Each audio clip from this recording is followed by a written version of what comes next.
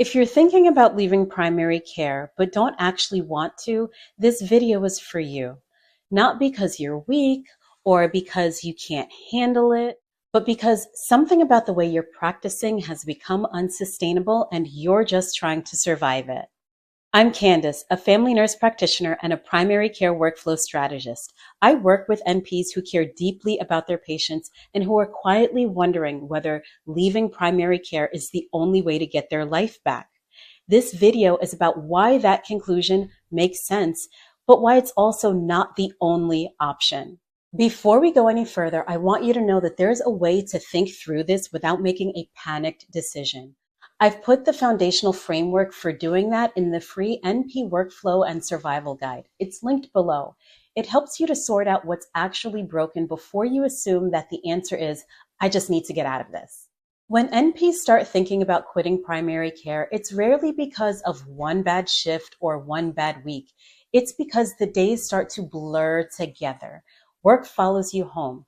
Charting is never quite finished. There's no clear point where the workday is supposed to end.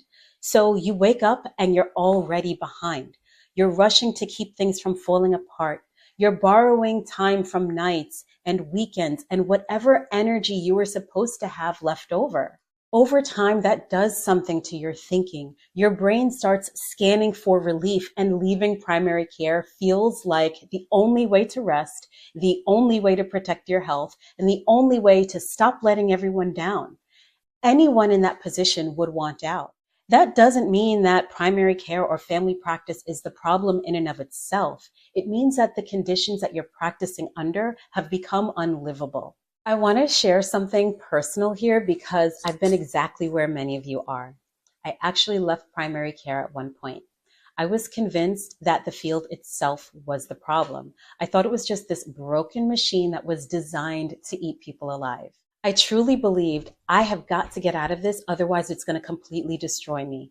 And it wasn't until my mother said something very simple, and that simple thing made me feel uncomfortable, but it created a shift. She pointed out the obvious. The common denominator in all of my burnout experiences was me. Not because I was weak or because I was incapable, but because of how I was working, my habits, my work style, my inability, and honestly, my unwillingness to set limits. During my time away from primary care, I realized something important. Yes, the system is flawed, but I was also trapped by my own philosophy. I had deeply internalized the idea that patient-centered care meant endless self-sacrifice, but that belief led me straight into burnout and exploitation. It harmed my health. It strained my relationships, and I spent years cleaning up that mess. I eventually returned to primary care, not because it magically fixed itself, but because I changed how I practiced. I came back because I genuinely love family practice. There are families where I was the mom's prenatal provider, and now the baby is my patient, and I'm also caring for dad and older siblings and grandparents. That continuity matters to me. I did a brief stint in addiction medicine, and the narrowness just wasn't for me. I still do practice addiction care within family practice for patients who need it. I also went to an adult-only clinic, and I was bored to pieces. Now, I don't want to do pediatrics all day, every day, but caring for children and their families adds a rhythm and variety that just feels right to me. So primary care in and of itself wasn't the problem. The way I was practicing was. Most nurse practitioners feel like they're stuck between two bad options. Stay and keep sacrificing your time, your health, your relationships, or leave and give up work that you actually care about, or end up in a different role that isn't any better than the role that you left. That is a false binary. There is a third option. Change how you practice, not who you are. But that option requires skills that most nurse practitioners were never taught. How to evaluate jobs beyond salary, location, and hours, how to recognize red flags early, how to design a workday that actually ends, and how to protect patient care without destroying yourself. Without those skills, escape feels like it's the only door. If you haven't already downloaded the free NP Workflow and Survival Guide, it's linked below. It will help you to slow down this decision so that you can see whether you're reacting to primary care itself or an unsustainable setup that can't actually be changed. When NPs are able to stay in primary care without burning out, it's usually because two things are in place.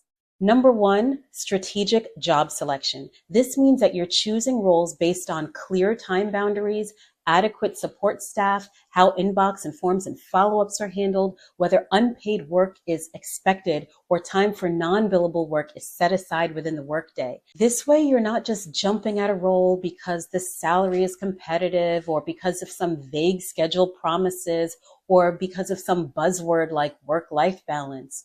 Because a job that pays well can still cost you everything.